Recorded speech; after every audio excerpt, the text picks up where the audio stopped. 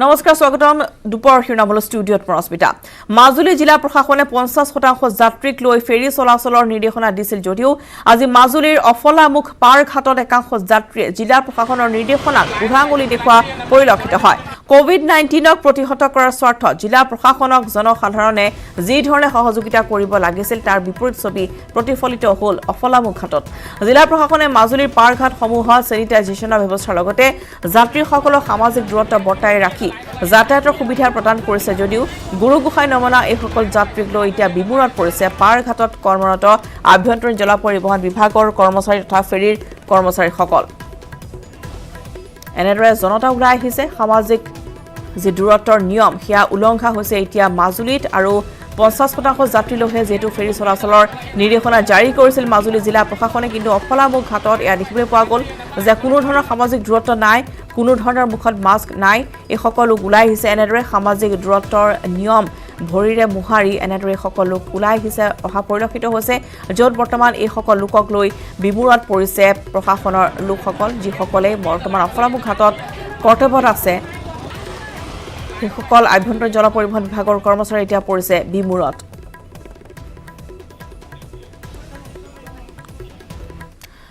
লখিমপুৰ জিলাৰ অৰুণাচল সীমান্তৱৰ্তী বান্দৰদেৱাত অৰুণাচলৰ পৰা অহা শ শ্ৰমিকৰ ভিৰ বিগত 4 দিনৰ ভিতৰত প্ৰায় 4,000 শ্ৰমিকে অৰুণাচলৰ পৰা বান্দৰদেৱা গেটেৰে প্ৰৱেশ কৰিছেহি অসমত শ্ৰমিকসকলক বান্দৰদেৱাতে স্বাস্থ্য পৰীক্ষা কৰি হোম কোৱাৰেণ্টাইনৰ পৰামৰ্শ দিছে চিকিৎসকসকলে গৃহ ৰাজ্য প্ৰৱেশ কৰাৰ পাছতে বহু আহুকালৰ সন্মুখীন হৈছে লোকসকল ইফালে অৰুণাচল সীমান্তৰ গহপুৰ জোনাইদেউ অসমলৈ আগমন ঘটিছে বহু লোকৰ পুনৰবাৰ জনাও যে লখিমপুৰ জিলাৰ অৰুণাচল সীমান্তৱৰ্তী বান্দৰদেৱাত অৰুণাচলৰ পৰা অহা শ শ্ৰমিকৰ ভিৰ হোৱা পৰিলক্ষিত হৈছে বিগত 4টা দিনৰ ভিতৰত প্ৰায় 4,000 শ্ৰমিকে অৰুণাচলৰ পৰা বান্দৰদেৱা গেটেৰে প্ৰৱেশ কৰিছেহি অসমত আৰু শ্ৰমিকসকলক বান্দৰদেৱাতে স্বাস্থ্য পৰীক্ষা কৰি হোম কোৱাৰেণ্টাইনৰ পৰামৰ্শ আগবঢ়াইছে চিকিৎসকসকলে আগবঢ়াইছে এখন সঞ্জীৱ দাহনৰ এক ৰিপৰ্ট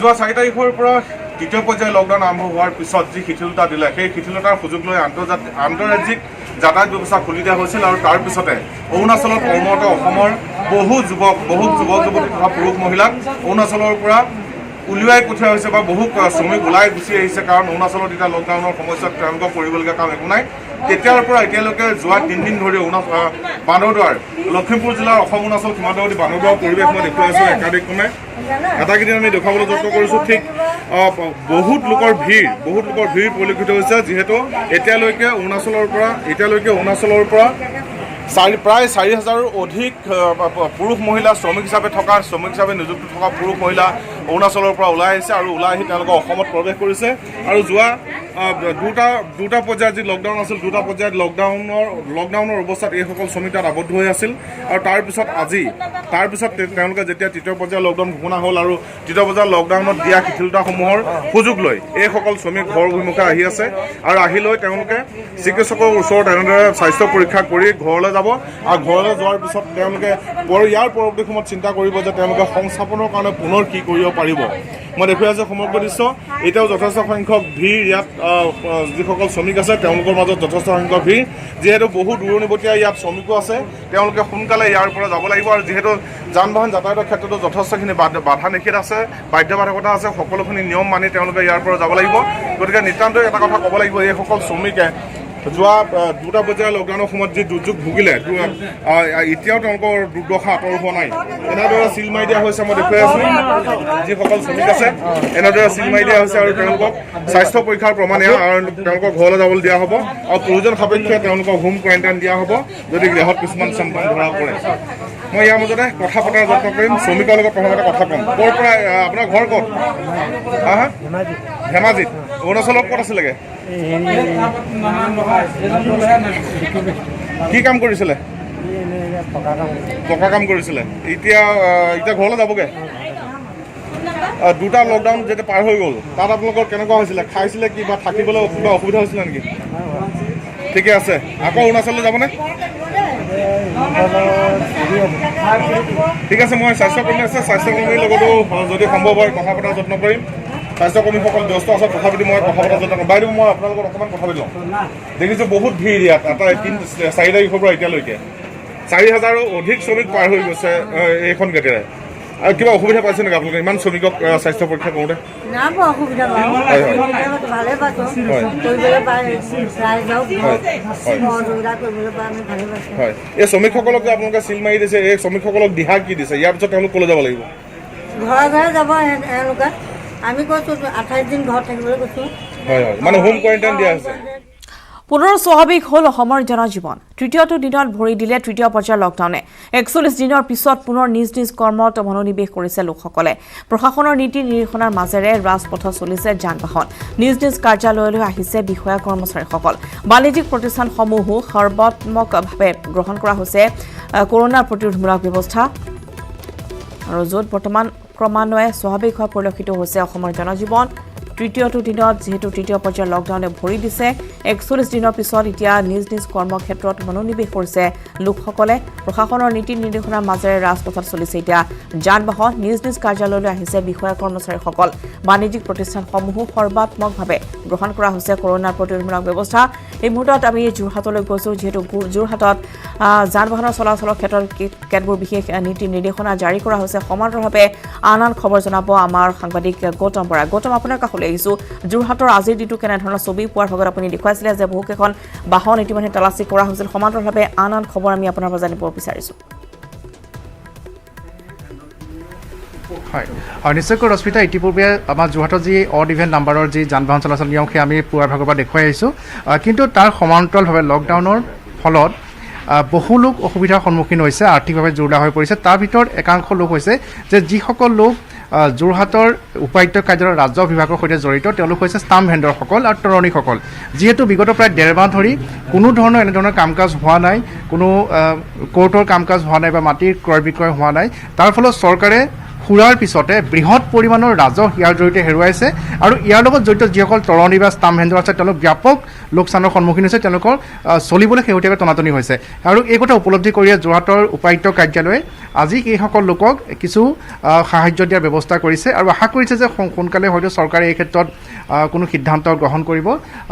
ৰাজহ বিভাগৰ অতিৰিক্ত উপায়ুক্ত ডাঙৰীয়া আছে আমাৰ সৈতে, দামোদৰ বৰ্মন ডাঙৰীয়া আছে, জানিবলৈ চেষ্টা কৰিম যে আপোনালোকে বুজিছে যে এইসকল লোকৰ কেনেধৰণৰ অসুবিধাৰ সৃষ্টি হৈছে, তাৰ বাবে আপোনালোকে আজি সাহায্য প্ৰদানৰ ব্যৱস্থা কৰিছে, অলপ ক'ব নেকি?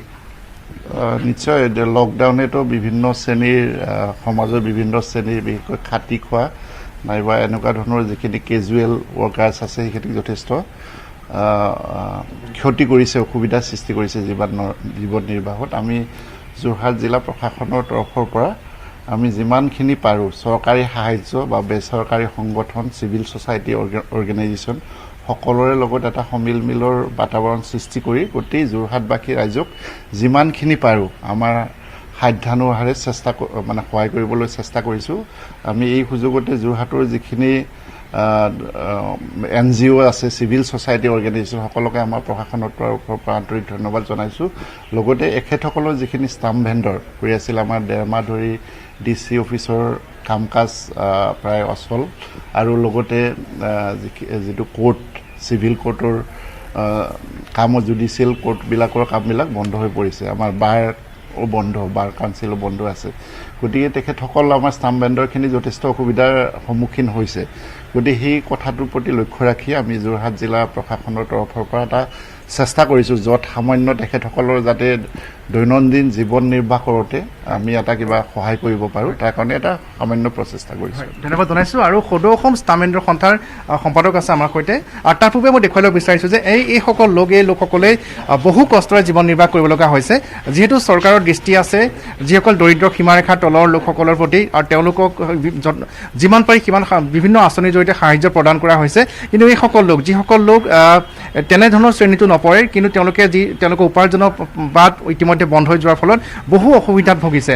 আৰু তাৰ লগতে আমি আৰু এটা কথা উল্লেখ কৰিব বিচাৰিছোঁ যে বায়'মেট্ৰিক ব্যৱহাৰ হোৱাৰ বাবে যি পঞ্জীয়কৰ যি কাৰ্যালয় আছে, যি চাব ৰেজিষ্ট্ৰাৰ কাৰ্যালয় আছে, তাৰ সেইসমূহ কাম কাজ হোৱা নাই। অৰ্থাৎ মাটি ক্ৰয় বিক্ৰয়কে ধৰি বিভিন্ন ধৰণৰ দলিল জড়িত থকা কাম কাজসমূহ সম্পন্ন হোৱা নাই। আৰু তাৰ ফলত চৰকাৰে ৰাজহ হেৰুৱাৰ লগতে এই লোকসকলো সমস্যাত পৰিছে। সকলোৱে আশা কৰি আছে যে ভাল দিন সোনকালে আহিব। কি ক'ব আপোনালোকে? চৰকাৰলৈ কিছু কথা আহ্বান আছিল আপোনালোকৰ? আজি যোৰহাট ভেণ্ডৰ সন্থাৰ হৈ মই অল আছাম ভেণ্ডৰ এছ'চিয়েশ্যনৰ সাধাৰণ সম্পাদক হিচাপে মই যোৰহাট উপায়ুক্তৰ প্ৰশাসনিক বিষয়াসকললৈ মই ধন্যবাদ জনাইছোঁ।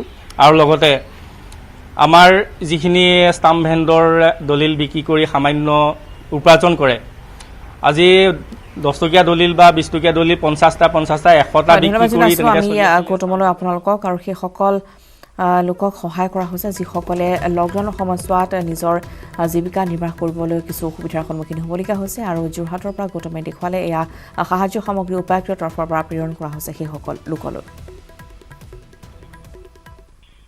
লকডাউনৰ বাবে দিনতে সম্পন্ন হ'ল বিয়া। দিনৰ পোহৰতে কইনাৰ ঘৰলৈ আহিল বৰযাত্ৰী। দৰাৰ লগত আহিল মাত্ৰ 6-7 গৰাকী বৰযাত্ৰী। মুখত মাস্ক পিন্ধিয়েই হোমৰ গুৰিত বহিল দৰা কইনা। কৰোনাৰ প্ৰতিৰোধমূলক ব্যৱস্থা গ্ৰহণ কৰিয়েই মন্ত্ৰোচ্চাৰণ পুৰোহিতৰ।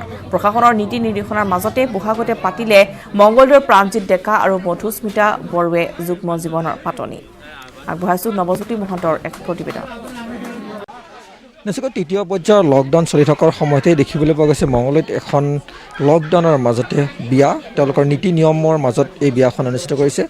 কম সংখ্যক লোক উপস্থিত আৰু দেখিবলৈ পোৱা গৈছে প্ৰতিগৰাকী লোকে মাস্ক পৰিধান কৰি এই বিয়াত উপস্থিত আছে। আমি প্ৰথমতে দৰা কইনাক দেখুৱাইছোঁ যি এই বিয়াখনত কিন্তু কোনো ধৰণৰ এক বেণ্ড পাৰ্টিৰ কোনো ব্যৱস্থা কৰা নাই বা যি বিশেষ সমাগম এই বিয়াখনত নাই, কিন্তু তাৰ মাজতে বৰুৱাপাৰাৰ দৰা আৰু এয়া মঙলদৈ চহৰৰ নিকটৱৰ্তী এই গাঁৱৰ কইনাৰ সৈতে বিয়া ইতিমধ্যে অনুষ্ঠিত হৈছে। বিয়া সমাপ্ত হৈছে। আমি দেখুৱাইছোঁ যিহেতু লকডাউন চলি আছে, বিয়া সভা অনুষ্ঠিত কৰাৰ পৰা বিৰত আছে সকলো। তেনে সময়তে কিন্তু সামাজিক দূৰত্ব বজাই ৰখাই হওক বা চৰকাৰৰ নীতি নিৰ্দেশনা সকলো পালন কৰি মাস্ক পৰিধান কৰি কিন্তু বিয়াত বহিছে দৰা কইনা।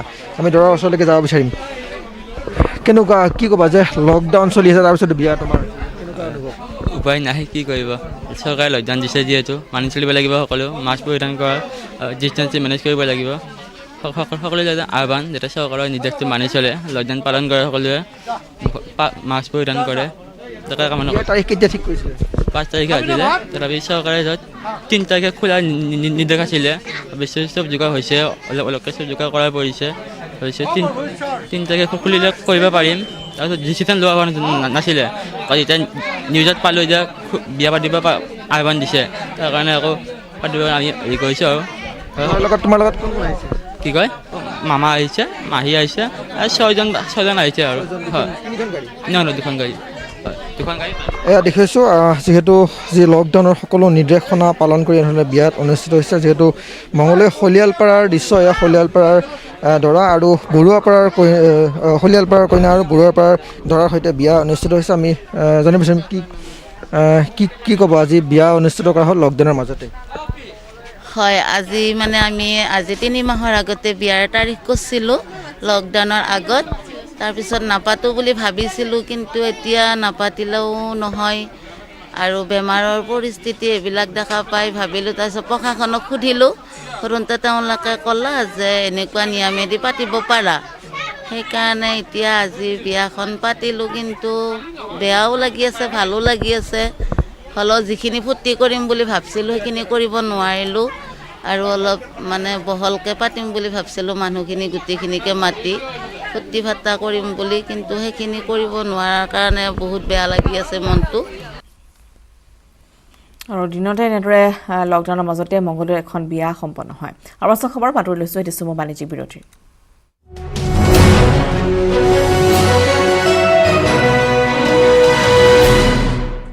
বিৰতিৰ পিছত পুনৰ স্বাগতম জনাইছো। আপোনালোকে চাই আছে দুপৰ শিৰোনাম। RTI কৰ্মী দুলাল বৰাৰ বাসগৃহত প্ৰশাসনৰ হাতোৰা। মহানগৰীৰ ৰুক্মিণী গাঁৱত প্ৰশাসনৰ উচ্ছেদ। এক্সকেভেটৰেৰে ভাঙি পেলোৱা হ'ল অট্টালিকা। অট্টালিকা নিৰ্মাণৰ বাবে লোৱা নাছিল কোনো ধৰণৰ অনুমতি আৰু সেয়েহে অট্টালিকা ভাঙি পেলোৱা হৈছে। RTI কৰ্মী দুলাল বৰাৰ বাসগৃহত প্ৰশাসনৰ হাতোৰা। মহানগৰীৰ ৰুক্মিণী গাঁৱত প্ৰশাসনৰ উচ্ছেদ অভিযান।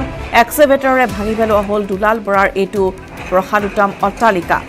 অট্টালিকা নিৰ্মাণৰ বাবে কোনো ধৰণৰ অনুমতি লোৱা নাছিল আৰু যাৰ বাবে এতিয়া এই দুলাল বৰাৰ অট্টালিকাটো প্ৰশাসনৰ হাতোৰাৰে ভাঙি পেলোৱা হৈছে। ৰুক্মিণী গাঁৱত চলিছে এই উচ্ছেদ অভিযান।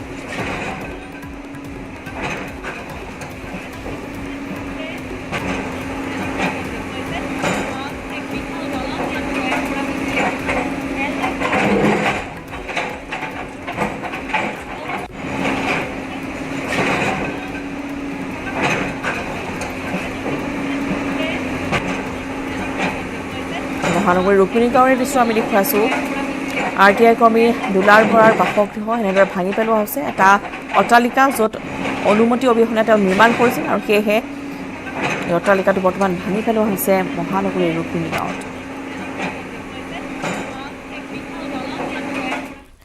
যাত্ৰীবাহী বাছত অহা যোৱা কৰোঁতে কি নীতি নিয়ম পালন কৰিব কেনেধৰণৰ সতৰ্কতা পালন কৰি যাত্ৰীবাহী বাছত যাত্ৰা কৰিব আপুনি পৰিবহণ বিভাগৰ বিষয়াই বাছত উঠি যাত্ৰী আৰু বাছ চালক হেণ্ডিমেনক বুজাইছে কৰোনাৰ বিৰুদ্ধে ল'ব লগা সতৰ্কতাৰ নিয়মসমূহ প্ৰতিখন বাছত আপোনাৰ মাস্কখন ক'ত মাস্ক পিন্ধক নহ'লে গাড়ীখন আহিব লাগিব মাস্ক পিন্ধক মাস্ক পিন্ধিলে গাড়ীত কোনো নোৱাৰিব কিন্তু চবেই মাস্ক পিন্ধক আৰু কণ্ডাক্টৰ ক'ত ইপিনে আহা প্ৰতিখন বাছত 50% মানুহে উঠিব গাড়ী ষ্টেণ্ডিং কেপাচিটি নাই দুটা চিটত মানুহ নহ'ব প্ৰতিখন গাড়ীত প্ৰতিটো চিটত এটা মানুহ হ'ব দুটা চিটৰ এগেইনষ্টত এজন মানুহ বহিব যিমান টোটেল চিট কেপাচিটি আছে 50% মানুহে উঠিব আৰু উইথ মাস্ক চবৰে থাকিব লাগিব মাস্ক যাৰ নাই নমাই দিবা গাড়ী হা কোনো পধ্যে নুঠাব গাড়ী আৰু এইটো পুৰা ষ্ট্ৰিক্টলি কিন্তু পুলিচৰ চাই আছে আমিও চাই আছোঁ কোনো পধ্যে নহ'ব আৰু পেচেঞ্জাৰকো এটা অনুৰোধ জনাইছোঁ আপোনালোকে ইয়াৰ পৰা নামি যদি বেলেগ গাড়ীটো উঠে যদি গাড়ীখনত দেখা পাইছে 50% চিট কেপাচিটি হৈ গৈছে আপোনাৰ উঠিব হা আৰু ফ'ৰ্চ নকৰিব কণ্ডাক্টৰক কাৰণ কণ্ডাক্টৰক ফ'ৰ্চ কৰিলে সিহঁতৰ অলপ প্ৰব্লেম পায় কাম কৰিব আপোনালোকে নিজে জানি বুজি অলপ কামবোৰ কৰিব আমাৰ জনতা আৰু চবেই ভাল চবেই বুজি পায় কাৰণ ইমান বুজাব নালাগে কিন্তু কেতিয়াবা অলপ কি হয় কিছুমান নুবুজে ভাল ধৰে সেইকাৰণে কাম কৰাত আমাৰ প্ৰব্লেম পাওঁ যেতিয়া দেখিছে হৈ গৈছে আপোনাৰ ৰখি দিয়ক আমি 100খন বাছ চলাইছোঁ আৰু ৰিকুৱাৰমেণ্ট বেচিছত আমি আৰু বাছ ভৰাই আছোঁ এতিয়া প্ৰব্লেম কোনো নাপায় চবেই যাত্ৰা কৰিব কিন্তু 50% যাত্ৰা হ'ব এখন গাড়ী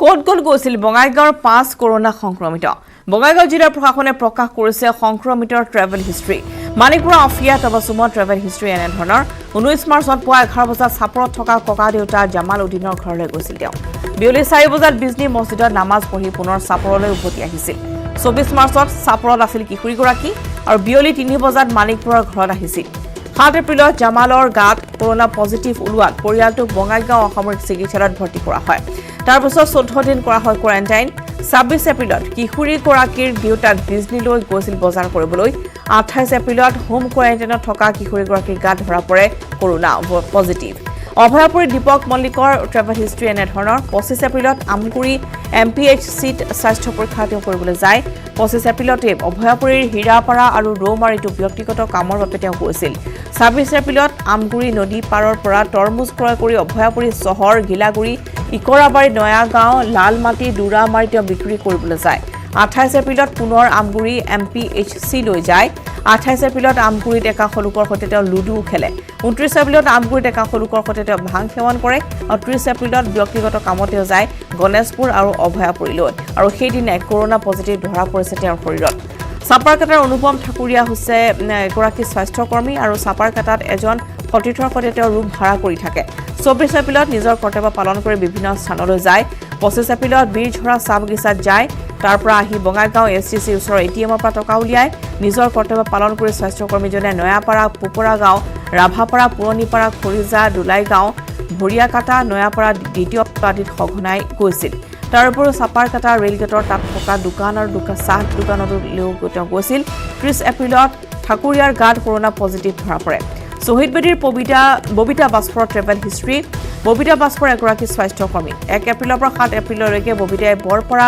পাহাৰতলিত থকা বন্ধুৰ ঘৰত গৈছিল 11 এপ্ৰিলত মায়াপুৰীত থকা ATMলৈ গৈছিল 16 এপ্ৰিলৰ পৰা 30 এপ্ৰিললৈকে 4জন বন্ধুক লগ কৰিছিল 18 পৰা 29 এপ্ৰিললৈ ববিতাই 8 গৰাকী ব্যক্তিক লগ কৰিছিল আৰু বঙাইগাঁৱৰ ব্লক PHC কোৱাৰ্টাৰ কলনীত এগৰাকী ব্যক্তিৰ ঘৰত চুলি কটাবলৈ গৈছিল ভাকাৰী ভিটাৰ মিনা বিশ্বকৰ্মা ট্ৰেভেল হিষ্ট্ৰী এনেধৰণৰ 20 মাৰ্চত মুম্বাইৰ পৰা অসমলৈ লোকমান্য তিলক এক্সপ্ৰেছ যোগে আহিছিল 19 এপ্ৰিলত বীৰঝৰা চাহ বাগিচালৈ গৈছিল আৰু আলহীৰ ঘৰত এটা নিশা কটাইছিল 20 এপ্ৰিলত ভাকাৰ ভিটা ঘৰলৈ উভতিছিল 29 এপ্ৰিলত সৰভোগত গৈ সিদিনাই উভতি আহিছিল 25 এপ্ৰিলত সামান্য জ্বৰ কাহত আক্ৰান্ত হোৱাত বিয়লি 4 বজাত বঙাইগাঁও ৰেলৱে হস্পিটেললৈ যায় যদিও তাৰ পৰা চিকিৎসকে বঙাইগাঁও অসামৰিক চিকিৎসালয়লৈ প্ৰেৰণ কৰে 27 এপ্ৰিলত ৰোগীগৰাকী সৰভোগৰ SBIলৈ যায় আৰু ঘূৰি আহি চাপাগুৰি অচিনাক্ত বাহনৰ পৰা নামে এই 5 গৰাকী কৰোনা আক্ৰান্ত ব্যক্তিৰ লগতে যদি উল্লেখিত সময়ত কোনো লোক সংস্পৰ্শলৈ আহিছিল তেন্তে 0366423171 আৰু 07086793507 নম্বৰত যোগাযোগ কৰিবলৈ বঙাইগাঁও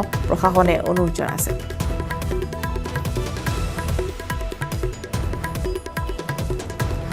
অভয়পুৰী অসামৰিক চিকিৎসালয়ত কৰোনা আতংক। বহুদিন জ্বৰ আৰু কাহত আক্ৰান্ত এজন লোকক লৈ আতংক। অসুস্থ লোকজন শিঙিমাৰী গৰ্গমণি ৰায়। সংক্ৰমিত দীপক মল্লিকৰ সৈতে লোকজনে একেলগে ভাং সেৱন কৰিছিল বুলি অভিযোগ কৰিছে স্থানীয় ৰাইজে। লোকজনক লৈ আতংকিত হৈ পৰিছে শিঙিমাৰী অঞ্চলৰ লোকসকল।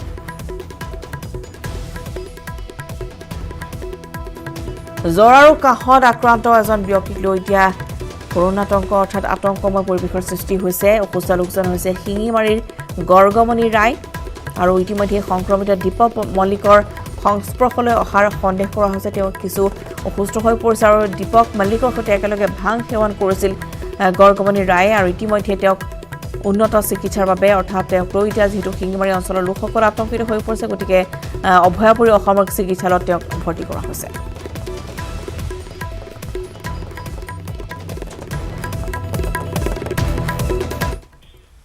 কৰোনাৰ বিৰুদ্ধে যুঁজত ইজৰাইলৰ সফলতাৰ দাবী। মাৰাত্মক কৰোনা ভাইৰাছক ৰুধিবলৈ এণ্টিবডি উদ্ভাৱনৰ দাবী। দেশখনৰ প্ৰধান গৱেষণাগাৰ IIBRত চলিছে পৰীক্ষা। IIBRৰ ঘোষণা, এণ্টিবডিয়ে যুঁজিব পাৰিব কৰোনাৰ বিৰুদ্ধে। ইজৰাইলৰ প্ৰতিৰক্ষা মন্ত্ৰী নাফতালি বেনেটৰ এই ঘোষণা।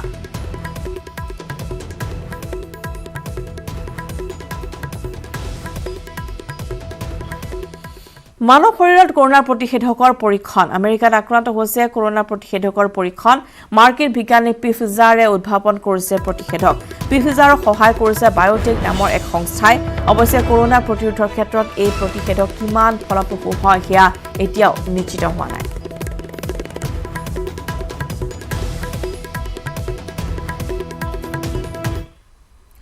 ইটালীয়ে দাবী কৰিছে কৰোনাৰ প্ৰতিষেধক উদ্ভাৱন কৰা বুলি। এই প্ৰতিষেধক মানৱ দেহত কাৰ্যক্ষম বুলি দাবী ইটালীৰ। এই প্ৰতিষেধকক নিগনিৰ দেহত পৰীক্ষণ কৰি সফলতা লাভ কৰা বুলি কৰিছে ইটালীয়ে দাবী। এই প্ৰতিষেধক ব্যৱহাৰৰ ফলত উৎপন্ন হোৱা এণ্টিবডি কৰোনাৰ সৈতে যুঁজিবলৈ সক্ষম বুলি দাবী কৰিছে ইটালীয়ে। উল্লেখ্য যে কৰোনাৰ ভাইৰাছৰ দ্বাৰা আক্ৰান্ত হৈ ইটালীত মৃত্যু হৈছে 29ৰো অধিক লোকৰ আৰু আক্ৰান্ত হৈছে 2,13,000 জন। ইটালীৰ দাবী যদি সত্য হয় তেনেহ'লে এয়াই হ'ব মানৱ জাতিৰ বাবে আশীৰ্বাদ স্বৰূপ।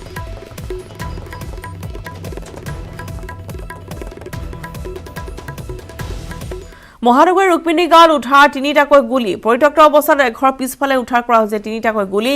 বিকি গগৈ নামৰ ৰুক্মিণী গাঁৱৰ এজন যুৱকক আটক কৰিবলৈ যোৱাৰ সময়ছোৱাতে উদ্ধাৰ কৰা হয় গুলীকেইটা।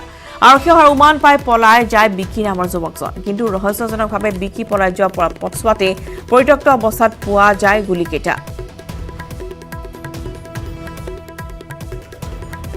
বিকি গগৈ নামৰ এগৰাকী যুৱক আমি দেখুৱাইছো, যিগৰাকী আটক কৰিবলৈ যাওঁতে আৰক্ষীৰ অহাৰ উমান পাই ইতিমধ্যে পলায়ন কৰিছে, কিন্তু বিকি পলাই যোৱা পথতে 3টাকৈ গুলী উদ্ধাৰ কৰা হৈছে। মহানগৰীৰ ৰুক্মিণী গাঁৱত সংঘটিত হৈছে ঘটনাটি। এঘৰ পিছফালে পৰি আছিল এই 3টাকৈ গুলী আৰু বিকি গগৈ নামৰ এজনক আটক কৰিবলৈ যোৱাৰ সময়ছোৱাতে আৰক্ষীয়ে 3টাকৈ গুলী উদ্ধাৰ কৰিছে, কিন্তু আৰক্ষীৰ অহাৰ উমান পাই ঘটনাস্থলীৰ পৰা পলায়ন কৰিছে বিকি গগৈ নামৰ এই যুৱকজনে।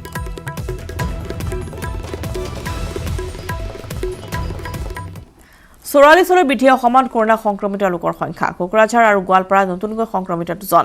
BTADত নতুনকৈ সংক্ৰমিত হৈছে কৰোনা। সংক্ৰমিত কোকৰাঝাৰৰ শ্ৰীৰামপুৰৰ সমীপৰ বল্লমগুৰি 18 বছৰীয়া যুৱক হাছান আলী শ্বেখ। অৰেঞ্জ জন গোৱালপাৰা জিলাৰ ভাটিপাৰাত সংক্ৰমিত 47 বছৰীয়া জালাল উদ্দিন। কণ্টেইনমেণ্ট জোনত আছিল লোকজন। টুইটাৰযোগে জনালে স্বাস্থ্যমন্ত্ৰী ডক্টৰ হিমন্ত বিশ্ব শৰ্মাই। গোৱালপাৰাত 6জনকৈ বৃদ্ধি কৰোনা সংক্ৰমিতৰ সংখ্যা। অসমত বৰ্তমান চিকিৎসাধীন 11গৰাকী সংক্ৰমিত। আৰোগ্য লাভ কৰিছে 32গৰাকী সংক্ৰমিত লোকে। ইতিমধ্যে মৃত্যু হৈছে এজন কৰোনা সংক্ৰমিত লোকৰ।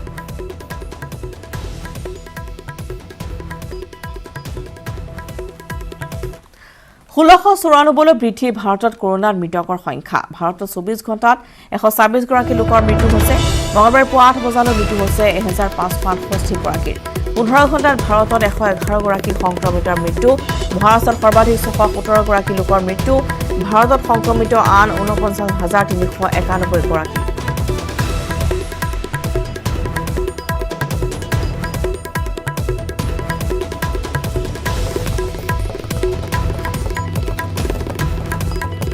দেশৰ তৃতীয় পৰ্যায়ৰ লকডাউন আৰম্ভ হোৱাৰ সময়ছোৱাতে অৰুণাচল প্ৰদেশৰ পৰা খোজকাঢ়ি শ্ৰমিক অহাৰ সোঁত বৈছে অৰুণাচল প্ৰদেশৰ পিয়ঙৰ মুদৈ গেটৰ পৰা 15 জন আৰু তেজুৰ পৰা অহা 7 জন শ্ৰমিক খোজকাঢ়ি আহি আজি অসমৰ তিনিচুকীয়া জিলাৰ কাকপথাৰ ডিৰাকত উপস্থিত হয়হি মুদৈ গেটৰ পৰা অহা শ্ৰমিকসকল শোণিতপুৰ জিলাৰ হোৱাৰ বিপৰীতে তেজুৰ শ্ৰমিকসকল লখিমপুৰ বুলি জানিব পৰা গৈছে অৰুণাচল প্ৰদেশত থকা খোৱাৰ অসুবিধা হোৱাৰ হেতুকে শ্ৰমিকসকল এনেদৰে আহিবলগীয়া হৈছে বুলি জানিবলৈ দিছে অসম অৰুণাচলৰ সীমান্তৱৰ্তী দুয়োখন ৰাজ্যৰ সুবিধাৰ্থে গেট আছে যদিও কিয় এনেদৰে শ্ৰমিকসকলক খোজকাঢ়ি আহিবলৈ দিয়া হ'ল সেয়া ডাঙৰ প্ৰশ্ন তেজুৰ পৰা প্ৰায় 80 কিলোমিটাৰ পিয়ং মুদৈ গেটৰ পৰা প্ৰায় 60 কিলোমিটাৰ খোজকাঢ়ি অহা শ্ৰমিকসকলক মৰাণ ছাত্ৰ সন্থাই নিশাৰ আহাৰ যোগান ধৰি মানৱীয়তাৰ পৰিচয় দাঙি ধৰিছে অসমৰ শ্ৰমিকে থকা খোৱাৰ অসুবিধা হোৱাত খোজকাঢ়ি অহাত প্ৰতিক্ৰিয়া প্ৰকাশ কৰিছে ৰাজ্য চৰকাৰে তথা বাছৰ ব্যৱস্থা কৰিবলৈ আহ্বান জনাইছে সংগঠনটোৱে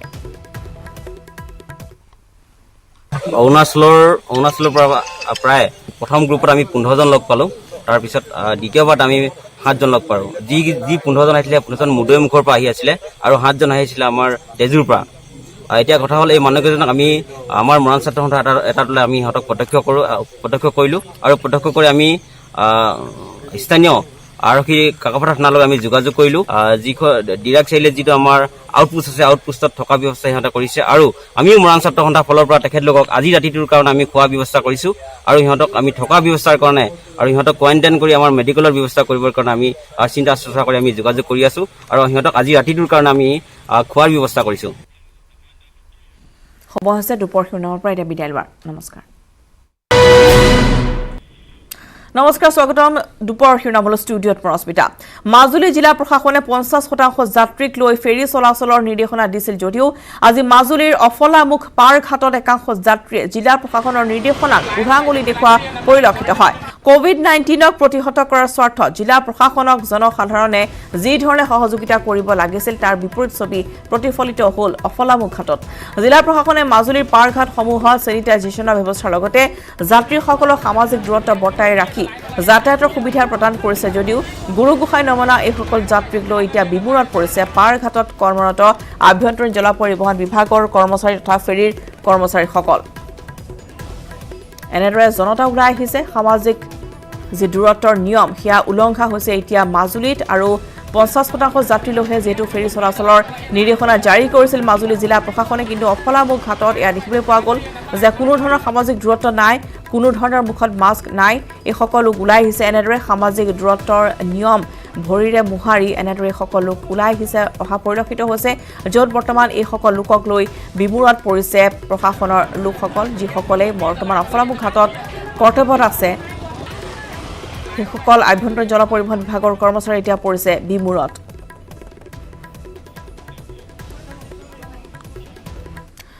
লখিমপুৰ জিলাৰ অৰুণাচল সীমান্তৱৰ্তী বান্ধৰ দেৱাত অৰুণাচলৰ পৰা অহা শ শ্ৰমিকৰ ভিৰ বিগত 4 দিনৰ ভিতৰত প্ৰায় 4,000 শ্ৰমিকে অৰুণাচলৰ পৰা বান্ধৰ দেৱা গেটেৰে প্ৰৱেশ কৰিছেহি অসমত শ্ৰমিকসকলক বান্ধৰ দেৱাতে স্বাস্থ্য পৰীক্ষা কৰি হোম কোৱাৰেণ্টাইনৰ পৰামৰ্শ দিছে চিকিৎসকসকলে গৃহ ৰাজ্যৰ প্ৰৱেশ কৰাৰ পাছতে বহু আহুকালৰ সন্মুখীন হৈছে লোকসকল ইফালে অৰুণাচল সীমান্তৰ গহপুৰ জোনাইদেও অসমলৈ আগমন ঘটিছে বহু লোকৰ পুনৰবাৰ জনাও যে লখিমপুৰ জিলাৰ অৰুণাচল সীমান্তৱৰ্তী বান্ধৰ দেৱাত অৰুণাচলৰ পৰা অহা শ শ্ৰমিকৰ ভিৰ হোৱা পৰিলক্ষিত হৈছে বিগত 4টা দিনৰ ভিতৰত প্ৰায় 4,000 শ্ৰমিকে অৰুণাচলৰ পৰা বান্ধৰ দেৱা গেটেৰে প্ৰৱেশ কৰিছেহি অসমত আৰু শ্ৰমিকসকলক বান্ধৰ দেৱাতে স্বাস্থ্য পৰীক্ষা কৰি হোম কোৱাৰেণ্টাইনৰ পৰামৰ্শ আগবঢ়াইছে চিকিৎসকসকলে আগবঢ়াইছে এখন সঞ্জীৱ দাহনৰ এক ৰিপৰ্ট যোৱা 4 তাৰিখৰ পৰা তৃতীয় পৰ্যায়ৰ লকডাউন আৰম্ভ হোৱাৰ পিছত যি শিথিলতা দিলে সেই শিথিলতাৰ সুযোগ লৈ আন্তঃৰাজ্যিক যাতায়াত ব্যৱস্থা খুলি দিয়া হৈছিল আৰু তাৰ পিছতে অৰুণাচলত কৰ্মৰত অসমৰ বহু যুৱক যুৱতী তথা পুৰুষ মহিলাক অৰুণাচলৰ পৰা উলিয়াই পঠিওৱা হৈছে বা বহু শ্ৰমিক ওলাই গুচি আহিছে কাৰণ অৰুণাচলত এতিয়া লকডাউনৰ সময়ছোৱাত তেওঁলোকক কৰিবলগীয়া কাম একো নাই তেতিয়াৰ পৰা এতিয়ালৈকে যোৱা 3 দিন ধৰি বান্ধৰদুৱাৰ লখিমপুৰ জিলাৰ অসম অৰুণাচল সীমান্তৱৰ্তী বান্ধৰদুৱাৰ পৰিৱেশ মই দেখুৱাই আছোঁ একাধিক্ৰমে এটাকেইদিন আমি দেখুৱাবলৈ যত্ন কৰিছোঁ ঠিক বহুত লোকৰ ভিৰ পৰিলক্ষিত হৈছে যিহেতু এতিয়ালৈকে অৰুণাচলৰ পৰা প্ৰায় 4,000ৰো অধিক পুৰুষ মহিলা শ্ৰমিক হিচাপে নিযুক্ত থকা পুৰুষ মহিলা অৰুণাচলৰ পৰা ওলাই আহিছে আৰু ওলাই আহি তেওঁলোকে অসমত প্ৰৱেশ কৰিছে আৰু যোৱা দুটা পৰ্যায়ত যি লকডাউন আছিল দুটা পৰ্যায়ত লকডাউনৰ অৱস্থাত এইসকল শ্ৰমিক তাত আবদ্ধ হৈ আছিল আৰু তাৰপিছত তেওঁলোকে যেতিয়া তৃতীয় পৰ্যায়ৰ লকডাউন ঘোষণা হ'ল আৰু তৃতীয় পৰ্যায়ৰ লকডাউনত দিয়া শিথিলতাসমূহৰ সুযোগ লৈ এইসকল শ্ৰমিক ঘৰ অভিমুখে আহি আছে আৰু আহি লৈ তেওঁলোকে চিকিৎসকৰ ওচৰত এনেদৰে স্বাস্থ্য পৰীক্ষা কৰি ঘৰলৈ যাব আৰু ঘৰলৈ যোৱাৰ পিছত তেওঁলোকে ইয়াৰ পৰৱৰ্তী সময়ত চিন্তা কৰিব যে তেওঁলোকে সংস্থাপনৰ কাৰণে পুনৰ কি কৰিব পাৰিব। মই দেখুৱাই আছোঁ সমগ্ৰ দৃশ্য এতিয়াও যথেষ্ট সংখ্যক ভিৰ ইয়াত যিসকল শ্ৰমিক আছে তেওঁলোকৰ মাজত যথেষ্ট সংখ্যক ভিৰ যিহেতু বহু দূৰণিবতীয়া ইয়াত শ্ৰমিকো আছে তেওঁলোকে সোনকালে ইয়াৰ পৰা যাব লাগিব আৰু যিহেতু যান বাহন যাতায়াতৰ ক্ষেত্ৰতো যথেষ্টখিনি বাধা নিষেধ আছে বাধ্যবাধকতা আছে সকলোখিনি নিয়ম মানি তেওঁলোকে ইয়াৰ পৰা যাব লাগিব গতিকে নিতান্তই এটা কথা ক'ব লাগিব এইসকল শ্ৰমিকে যোৱা দুটা পৰ্যায়ৰ লকডাউনৰ সময়ত যি দুৰ্যোগ ভুগিলে এতিয়াও তেওঁলোকৰ দুৰ্দশা আঁতৰ হোৱা নাই এনেদৰে চিল মাৰি দিয়া হৈছে মই দেখুৱাই আছোঁ যিসকল শ্ৰমিক আছে এনেদৰে চিল মাৰি দিয়া হৈছে আৰু তেওঁলোকক স্বাস্থ্য পৰীক্ষাৰ প্ৰমাণে আৰু তেওঁলোকক ঘৰলৈ যাবলৈ দিয়া হ'ব আৰু প্ৰয়োজন সাপেক্ষে তেওঁলোকক হোম কোৱাৰেণ্টাইন দিয়া হ'ব যদি দেহত কিছুমান চিম্পটম ধৰা পৰে। মই ইয়াৰ মাজতে কথা পতাৰ যত্ন কৰিম শ্ৰমিকৰ লগত কথা ক'ম ক'ৰ পৰা আপোনাৰ ঘৰ ক'ত ধেমাজিত অৰুণাচলত ক'ত আছিলেগৈ কি কাম কৰিছিলে পকা কাম কৰিছিলে এতিয়া ঘৰলৈ যাবগৈ দুটা লকডাউন যেতিয়া পাৰ হৈ গ'ল তাত আপোনালোকৰ কেনেকুৱা হৈছিলে খাইছিলে কি বা থাকিবলৈ কিবা অসুবিধা হৈছিলে নেকি ঠিকে আছে আকৌ অৰুণাচললৈ যাবনে ঠিক আছে মই স্বাস্থ্যকৰ্মী আছে স্বাস্থ্যকৰ্মীৰ লগতো যদি সম্ভৱ হয় কথা পতাৰ যত্ন কৰিম স্বাস্থ্যকৰ্মীসকল ব্যস্ত আছে তথাপিতো মই কথা পতাৰ যত্ন কৰিম বাইদেউ মই আপোনাৰ লগত অকণমান কথা পাতি লওঁ দেখিছোঁ বহুত ভিৰ ইয়াত এটা 4 তাৰিখৰ পৰা এতিয়ালৈকে 4,000ৰো অধিক শ্ৰমিক পাৰ হৈ গৈছে এইখন গেটেৰে আৰু কিবা অসুবিধা পাইছে নেকি আপোনালোকে ইমান শ্ৰমিকক স্বাস্থ্য পৰীক্ষা কৰোঁতে নাই পোৱা অসুবিধা ভালে পাইছোঁ কৰিবলৈ পাই ৰাইজক সহযোগিতা কৰিবলৈ পাই আমি ভালে পাইছোঁ হয় এই শ্ৰমিকসকলক যে আপোনালোকে চিল মাৰি দিছে এই শ্ৰমিকসকলক দিহা কি দিছে ইয়াৰ পিছত তেওঁলোক ক'লৈ যাব লাগিব ঘৰে ঘৰে যাব এওঁলোকে আমি কৈছোঁ 28 দিন ঘৰত থাকিবলৈ কৈছোঁ হয় মানে হোম কোৱাৰেণ্টাইন দিয়া হৈছে পুনৰ স্বাভাৱিক হ'ল অসমৰ জনজীৱন তৃতীয়টো দিনত ভৰি দিলে তৃতীয় পৰ্যায়ৰ লকডাউনে 41 দিনৰ পিছত পুনৰ নিজ কৰ্মত মনোনিৱেশ কৰিছে লোকসকলে প্ৰশাসনৰ নীতি নিৰ্দেশনাৰ মাজেৰে ৰাজপথত চলিছে যান বাহন নিজ কাৰ্যালয়লৈ আহিছে বিষয়া কৰ্মচাৰীসকল বাণিজ্যিক প্ৰতিষ্ঠানসমূহো সৰ্বাত্মকভাৱে গ্ৰহণ কৰা হৈছে কৰোনা প্ৰতিৰোধমূলক ব্যৱস্থা আৰু য'ত বৰ্তমান ক্ৰমান্বয়ে স্বাভাৱিক হোৱা পৰিলক্ষিত হৈছে অসমৰ জনজীৱন তৃতীয়টো দিনত যেহেতু তৃতীয় পৰ্যায়ৰ লকডাউনে ভৰি দিছে 41 দিনৰ পিছত এতিয়া নিজ কৰ্মক্ষেত্ৰত মনোনিৱেশ কৰিছে লোকসকলে প্ৰশাসনৰ নীতি নিৰ্দেশনাৰ মাজেৰে ৰাজপথত চলিছে এতিয়া যান বাহন নিজ কাৰ্যালয়লৈ আহিছে বিষয়া কৰ্মচাৰীসকল বাণিজ্যিক প্ৰতিষ্ঠানসমূহো সৰ্বাত্মকভাৱে গ্ৰহণ কৰা হৈছে কৰোনা প্ৰতিৰোধমূলক ব্যৱস্থা এই মুহূৰ্তত আমি যোৰহাটলৈ গৈছোঁ যিহেতু যোৰহাটত যান বাহনৰ চলাচলৰ ক্ষেত্ৰত কেতবোৰ বিশেষ নীতি নিৰ্দেশনা জাৰি কৰা হৈছে সমান্তৰালভাৱে আন খবৰ জনাব আমাৰ সাংবাদিক গৌতম বৰা গৌতম আপোনাৰ কাষলৈ আহিছোঁ যোৰহাটৰ আজিৰ দিনটো কেনেধৰণৰ ছবি পোৱাৰ ভাগত আপুনি দেখুৱাইছিলে যে বহুকেইখন বাহন ইতিমধ্যে তালাচী কৰা হৈছিল সমান্তৰালভাৱে আন খবৰ আমি আপোনাৰ পৰা জানিব বিচাৰিছোঁ হয় আৰু নিশ্চয়কৈ ৰশ্মিতা ইতিপূৰ্বে আমাৰ যোৰহাটৰ যি অড ইভেন নাম্বাৰৰ যি যান বাহন চলাচল নিয়ম সেই আমি পুৱাৰ ভাগৰ পৰা দেখুৱাই আহিছোঁ কিন্তু তাৰ সমান্তৰালভাৱে লকডাউনৰ ফলত বহু লোক অসুবিধাৰ সন্মুখীন হৈছে আৰ্থিকভাৱে জোৰদাৰ হৈ পৰিছে তাৰ ভিতৰত একাংশ লোক হৈছে যে যিসকল লোক যোৰহাটৰ উপায়ুক্ত কাৰ্যালয়ৰ ৰাজহ বিভাগৰ সৈতে জড়িত তেওঁলোক হৈছে ষ্টাম্প ভেণ্ডৰসকল আৰু তৰণীসকল যিহেতু বিগত প্ৰায় 1.5 মাহ ধৰি কোনো ধৰণৰ এনেধৰণৰ কাম কাজ হোৱা নাই কোনো কোৰ্টৰ কাম কাজ হোৱা নাই বা মাটিৰ ক্ৰয় বিক্ৰয় হোৱা নাই তাৰ ফলত চৰকাৰে খুৰাৰ পিছতে বৃহৎ পৰিমাণৰ ৰাজহ ইয়াৰ জৰিয়তে হেৰুৱাইছে আৰু ইয়াৰ লগত জড়িত যিসকল তৰণী বা ষ্টাম্প ভেণ্ডৰ আছে তেওঁলোক ব্যাপক লোকচানৰ সন্মুখীন হৈছে তেওঁলোকৰ চলিবলৈ শেহতীয়াকৈ টনাটনি হৈছে আৰু এই কথা উপলব্ধি কৰিয়ে যোৰহাটৰ উপায়ুক্ত কাৰ্যালয়ে আজি এইসকল লোকক কিছু সাহায্য দিয়াৰ ব্যৱস্থা কৰিছে আৰু আশা কৰিছে যে সোনকালে হয়তো চৰকাৰে এই ক্ষেত্ৰত কোনো সিদ্ধান্ত গ্ৰহণ কৰিব ৰাজহ বিভাগৰ অতিৰিক্ত উপায়ুক্ত ডাঙৰীয়া আছে আমাৰ সৈতে দামোদৰ বৰ্মন ডাঙৰীয়া আছে জানিবলৈ চেষ্টা কৰিম যে আপোনালোকে বুজিছে যে এইসকল লোকৰ কেনেধৰণৰ অসুবিধাৰ সৃষ্টি হৈছে তাৰ বাবে আপোনালোকে আজি সাহায্য প্ৰদানৰ ব্যৱস্থা কৰিছে অলপ ক'ব নেকি নিশ্চয় লকডাউনেতো বিভিন্ন শ্ৰেণীৰ সমাজৰ বিভিন্ন শ্ৰেণীৰ বিশেষকৈ খাটি খোৱা নাইবা এনেকুৱা ধৰণৰ যিখিনি কেজুৱেল ৱৰ্কাৰ্ছ আছে সেইখিনি যথেষ্ট ক্ষতি কৰিছে অসুবিধাৰ সৃষ্টি কৰিছে জীৱন নিৰ্বাহত আমি যোৰহাট জিলা প্ৰশাসনৰ তৰফৰ পৰা আমি যিমানখিনি পাৰোঁ চৰকাৰী সাহায্য বা বেচৰকাৰী সংগঠন চিভিল ছ'চাইটি অৰ্গেনাইজেশ্যন সকলোৰে লগত এটা সমিলমিলৰ বাতাবৰণ সৃষ্টি কৰি গোটেই যোৰহাটবাসী ৰাইজক যিমানখিনি পাৰোঁ আমাৰ সাধ্যানুসাৰে মানে সহায় কৰিবলৈ চেষ্টা কৰিছোঁ। আমি এই সুযোগতে যোৰহাটৰ যিখিনি NGO আছে চিভিল ছ'চাইটি অৰ্গেনাইজেশ্যন সকলোকে আমাৰ প্ৰশাসনৰ পৰা আন্তৰিক ধন্যবাদ জনাইছোঁ। লগতে এখেতসকলৰ যিখিনি ষ্টাম্প ভেণ্ডৰ কৰি আছিল আমাৰ 1.5 মাহ ধৰি DC অফিচৰ কাম কাজ প্ৰায় অচল আৰু লগতে যিটো কোৰ্ট চিভিল কোৰ্টৰ কাম জুডিচিয়েল কোৰ্টবিলাকৰ কামবিলাক বন্ধ হৈ পৰিছে। আমাৰ বাৰ কাউন্সিলো বন্ধ আছে। গতিকে তেখেতসকল আমাৰ ষ্টাম্প ভেণ্ডৰখিনি যথেষ্ট অসুবিধাৰ সন্মুখীন হৈছে। গতিকে সেই কথাটোৰ প্ৰতি লক্ষ্য ৰাখি আমি যোৰহাট জিলা প্ৰশাসনৰ তৰফৰ পৰা এটা চেষ্টা কৰিছোঁ য'ত সামান্য তেখেতসকলৰ যাতে দৈনন্দিন জীৱন নিৰ্বাহ কৰোঁতে আমি এটা কিবা সহায় কৰিব পাৰোঁ তাৰ কাৰণে এটা সামান্য প্ৰচেষ্টা কৰিছোঁ। ধন্যবাদ জনাইছোঁ। আৰু সদৌ অসম ষ্টাম্প ভেণ্ডৰ সন্থাৰ সম্পাদক আছে আমাৰ সৈতে। আৰু তাৰ পূৰ্বে মই দেখুৱাই ল'ব বিচাৰিছোঁ যে এইসকল এই লোকসকলে বহু কষ্টৰে জীৱন নিৰ্বাহ কৰিব লগা হৈছে। যিহেতু চৰকাৰৰ দৃষ্টি আছে যিসকল দৰিদ্ৰ সীমাৰেখাৰ তলৰ লোকসকলৰ প্ৰতি আৰু তেওঁলোকক যিমান পাৰি সিমান বিভিন্ন আঁচনিৰ জৰিয়তে সাহায্য প্ৰদান কৰা হৈছে। কিন্তু যিসকল লোক তেনেধৰণৰ শ্ৰেণীটো নপৰে কিন্তু তেওঁলোকৰ উপাৰ্জনৰ বাট ইতিমধ্যে বন্ধ হৈ যোৱাৰ ফলত বহু অসুবিধাত ভুগিছে। আৰু তাৰ লগতে আমি আৰু এটা কথা উল্লেখ কৰিব বিচাৰিছোঁ যে বায়'মেট্ৰিক ব্যৱহাৰ হোৱাৰ বাবে যি পঞ্জীয়কৰ যি কাৰ্যালয় আছে যি চাব ৰেজিষ্ট্ৰাৰ কাৰ্যালয় আছে তাৰ সেইসমূহ কাম কাজ হোৱা নাই। অৰ্থাৎ মাটি ক্ৰয় বিক্ৰয়কে ধৰি বিভিন্ন ধৰণৰ দলিল জড়িত থকা কাম কাজসমূহ সম্পন্ন হোৱা নাই। আৰু তাৰ ফলত চৰকাৰে ৰাজহ হেৰুৱাৰ লগতে এই লোকসকলো সমস্যাত পৰিছে। সকলোৱে আশা কৰি আছে যে ভাল দিন সোনকালে আহিব। কি ক'ব আপোনালোকে? চৰকাৰলৈ কিছু কথা আহ্বান আছিল আপোনালোকৰ? আজি যোৰহাট ভেণ্ডৰ সন্থাৰ হৈ মই অল আছাম ভেণ্ডৰ এছ'চিয়েশ্যনৰ সাধাৰণ সম্পাদক হিচাপে মই যোৰহাট উপায়ুক্তৰ প্ৰশাসনিক বিষয়াসকললৈ মই ধন্যবাদ জনাইছোঁ। আৰু লগতে আমাৰ যিখিনি ষ্টাম্প ভেণ্ডৰ দলিল বিক্ৰী কৰি সামান্য উপাৰ্জন কৰে, আজি 10 টকীয়া দলিল বা 20 টকীয়া দলিল 50টা 100টা বিক্ৰী কৰি আমি গৌতমলৈ আপোনালোকক আৰু সেইসকল লোকক সহায় কৰা হৈছে যিসকলে লকডাউনৰ সময়ছোৱাত নিজৰ জীৱিকা নিৰ্বাহ কৰিবলৈ কিছু অসুবিধাৰ সন্মুখীন হ'বলগীয়া হৈছে। আৰু যোৰহাটৰ পৰা গৌতমে দেখুৱালে এয়া সাহায্য সামগ্ৰী উপায়ুক্তৰ তৰফৰ পৰা প্ৰেৰণ কৰা হৈছে সেইসকল লোকলৈ। লকডাউনৰ বাবে দিনতে সম্পন্ন হ'ল বিয়া। দিনৰ পোহৰতে কইনাৰ ঘৰলৈ আহিল বৰযাত্ৰী।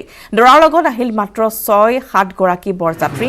মুখত মাস্ক পিন্ধিয়েই হোমৰ গুৰিত বহিল দৰা কইনা।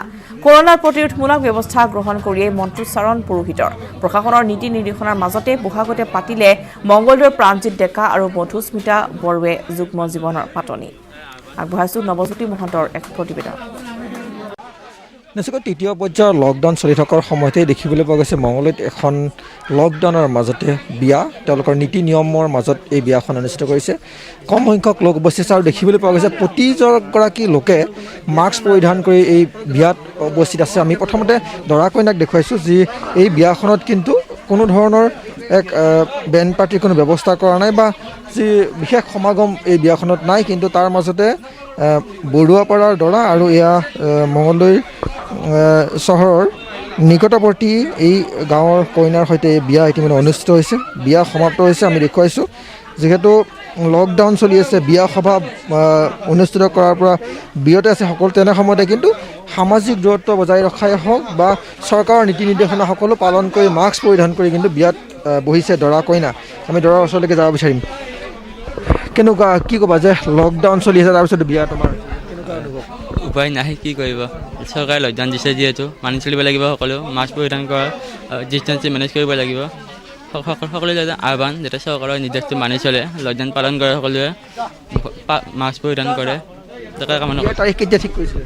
5 তাৰিখে আছিলে। তথাপি চৰকাৰে য'ত 3 তাৰিখে খোলাৰ নিৰ্দেশ আছিলে, অৱশ্যে চব যোগাৰ হৈছে, অলপকৈ চব যোগাৰ কৰা পৰিছে। 3 তাৰিখে খুলিলে কৰিব পাৰিম। তাৰপিছত ডিচিশ্যন লোৱা হোৱা নাছিলে। এতিয়া নিউজত পালোঁ যে বিয়া পাতিব আহ্বান দিছে, তাৰ কাৰণে আকৌ পাতিব আমি হেৰি কৰিছোঁ। আৰু তোমাৰ লগত কোন আহিছে? কি কয়, মামা আহিছে, মাহী আহিছে আৰু 6জন আহিছে আৰু। হয়, 2খন গাড়ী।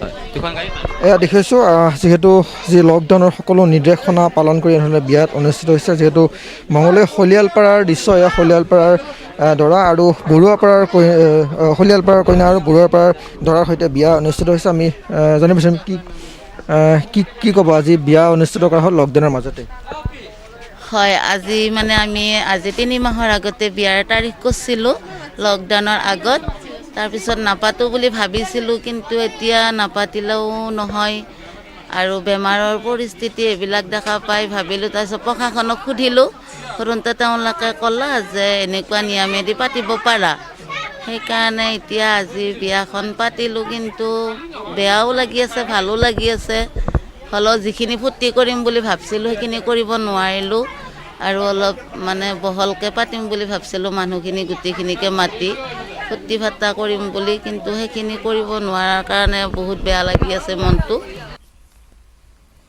আৰু দিনতে এনেদৰে লকডাউনৰ মাজতে মংগলদৈৰ এখন বিয়া সম্পন্ন হয় আৰু পাছৰ খবৰ বাতৰি লৈছোঁ দিছোঁ মই বাণিজ্যিক বিৰতি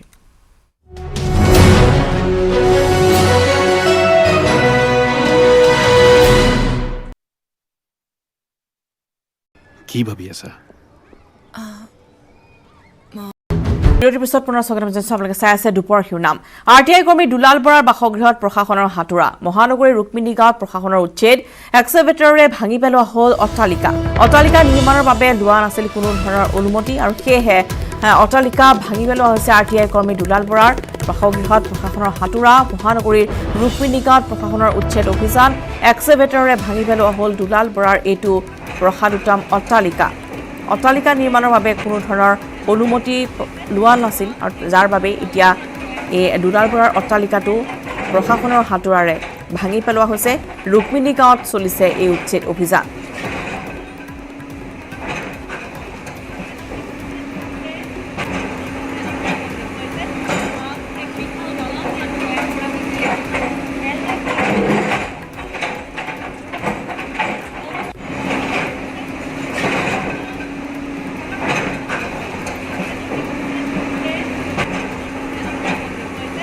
মহানগৰীৰ ৰুক্মিণী গাঁৱৰ দৃশ্য আমি দেখুৱাইছোঁ RTI কৰ্মী দুলাল বৰাৰ বাসগৃহ এনেদৰে ভাঙি পেলোৱা হৈছে এটা অট্টালিকা য'ত অনুমতি অবিহনে তেওঁ নিৰ্মাণ কৰিছিল আৰু সেয়েহে এই অট্টালিকাটো বৰ্তমান ভাঙি পেলোৱা হৈছে মহানগৰীৰ ৰুক্মিণী গাঁৱত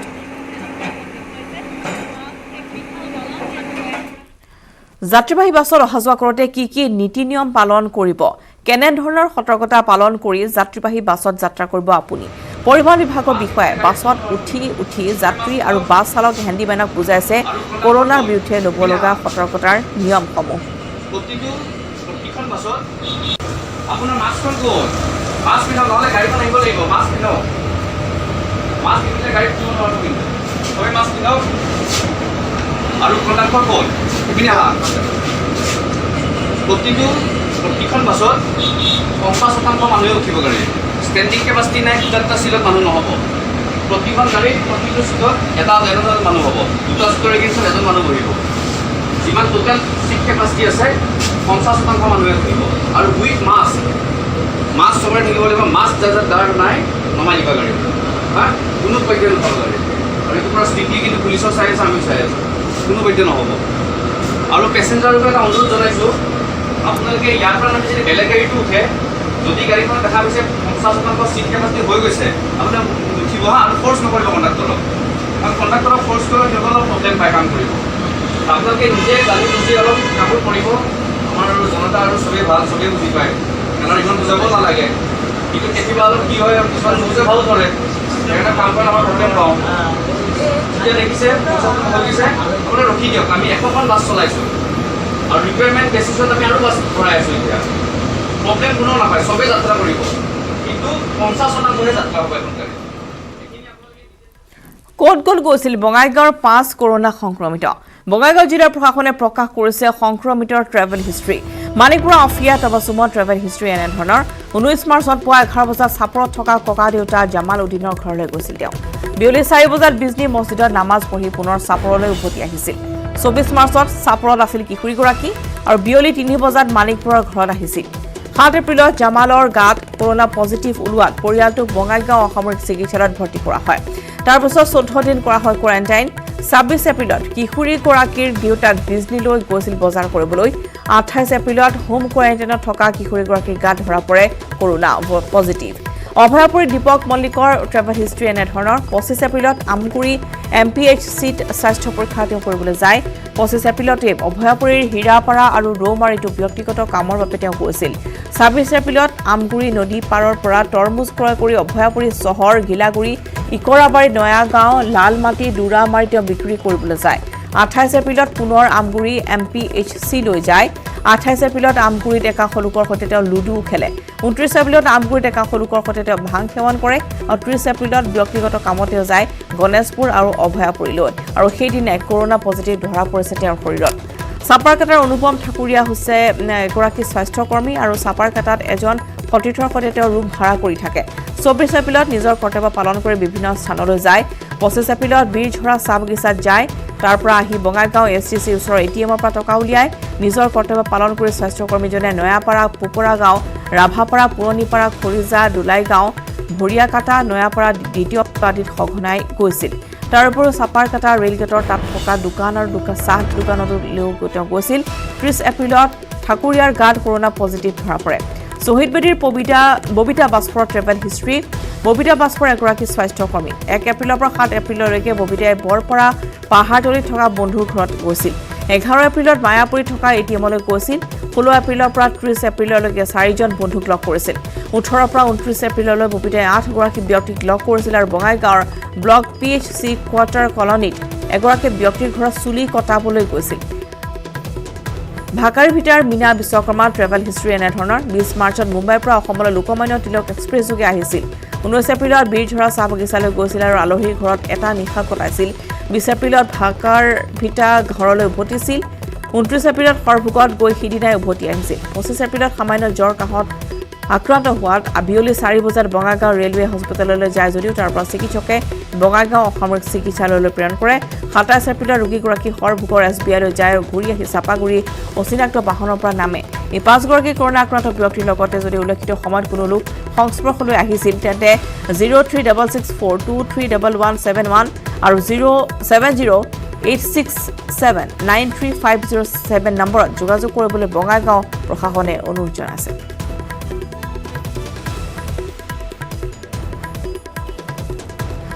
অভয়াপুৰী অসামৰিক চিকিৎসালয়ত কৰোনা আতংক বহুদিন জ্বৰ আৰু কাহত আক্ৰান্ত এজন লোকক লৈ আতংক অসুস্থ লোকজন শিঙিমাৰী গৰ্গমণি ৰায় সংক্ৰমিত দীপক মল্লিকৰ সৈতে লোকজনে একেলগে ভাং সেৱন কৰিছিল বুলি অভিযোগ কৰিছে স্থানীয় ৰাইজে লোকজনক লৈ আতংকিত হৈ পৰিছে শিঙিমাৰী অঞ্চলৰ লোকসকল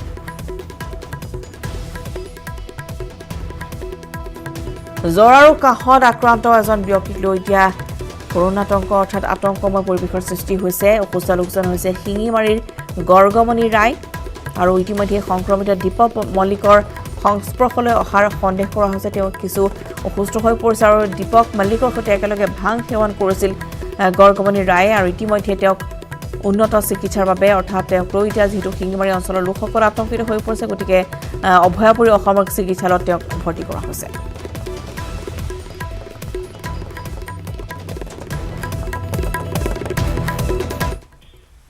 কৰোনাৰ বিৰুদ্ধে যুঁজত ইজৰাইলৰ সফলতাৰ দাবী মাৰাত্মক কৰোনা ভাইৰাছক ৰুধিবলৈ এণ্টিবডি উদ্ভাৱনৰ দাবী দেশখনৰ প্ৰধান গৱেষণাগাৰ IIBRত চলিছে পৰীক্ষা IIBRৰ ঘোষণা এণ্টিবডিয়ে যুঁজিব পাৰিব কৰোনাৰ বিৰুদ্ধে ইজৰাইলৰ প্ৰতিৰক্ষা মন্ত্ৰী নাফতালি বেনেটৰ এই ঘোষণা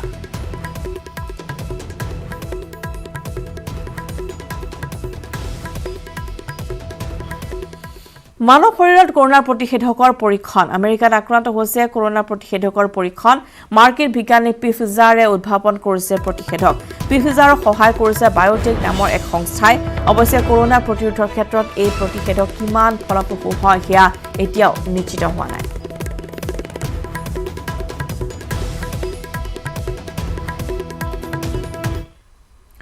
ইটালীয়ে দাবী কৰিছে কৰোনাৰ প্ৰতিষেধক উদ্ভাৱন কৰা বুলি এই প্ৰতিষেধক মানৱ দেহত কাৰ্যক্ষম বুলি দাবী ইটালীৰ এই প্ৰতিষেধকক নিগনিৰ দেহত পৰীক্ষণ কৰি সফলতা লাভ কৰা বুলি কৰিছে ইটালীয়ে দাবী এই প্ৰতিষেধক ব্যৱহাৰৰ ফলত উৎপন্ন হোৱা এণ্টিবডি কৰোনাৰ সৈতে যুঁজিবলৈ সক্ষম বুলি দাবী কৰিছে ইটালীয়ে উল্লেখ্য যে কৰোনাৰ ভাইৰাছৰ দ্বাৰা আক্ৰান্ত হৈ ইটালীত মৃত্যু হৈছে 29ৰো অধিক লোকৰ আৰু আক্ৰান্ত হৈছে 2,13,000 জন ইটালীৰ দাবী যদি সত্য হয় তেনেহলে এয়াই হ'ব মানৱ জাতিৰ বাবে আশীৰ্বাদ স্বৰূপ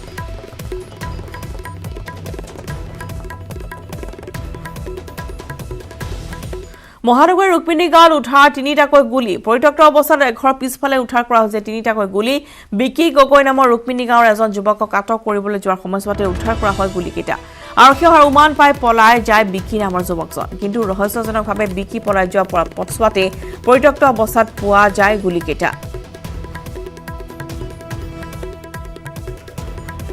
বিকি গগৈ নামৰ এগৰাকী যুৱক আমি দেখুৱাইছো যিগৰাকী আটক কৰিবলৈ যাওঁতে আৰক্ষীৰ অহাৰ উমান পাই ইতিমধ্যে পলায়ন কৰিছে কিন্তু বিকি পলাই যোৱা পথতে 3টাকৈ গুলী উদ্ধাৰ কৰা হৈছে মহানগৰীৰ ৰুক্মিণী গাঁৱত সংঘটিত হৈছে ঘটনাটি এঘৰ পিছফালে পৰি আছিল এই 3টাকৈ গুলী আৰু বিকি গগৈ নামৰ এজনক আটক কৰিবলৈ যোৱাৰ সময়ছোৱাতে আৰক্ষীয়ে 3টাকৈ গুলী উদ্ধাৰ কৰিছে কিন্তু আৰক্ষীৰ অহাৰ উমান পাই ঘটনাস্থলীৰ পৰা পলায়ন কৰিছে বিকি গগৈ নামৰ এই যুৱকজনে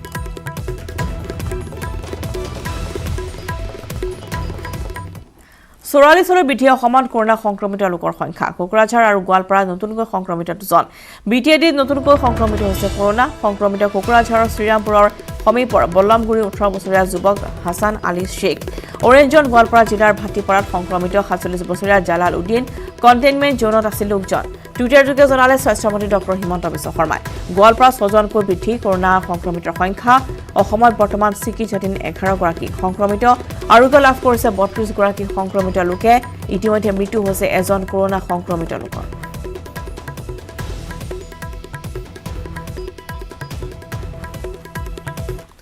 ষোল্লশলৈ বৃদ্ধি ভাৰতত কৰোনাৰ মৃতকৰ সংখ্যা ভাৰতত 24 ঘণ্টাত 126 গৰাকী লোকৰ মৃত্যু হৈছে মঙলবাৰে পুৱা 8 বজালৈ মৃত্যু হৈছে 1568 গৰাকীৰ 15 ঘণ্টাত ভাৰতত 111 গৰাকী সংক্ৰমিতৰ মৃত্যু মহাৰাষ্ট্ৰত সৰ্বাধিক 617 গৰাকী লোকৰ মৃত্যু ভাৰতত সংক্ৰমিত আন 49,391 গৰাকী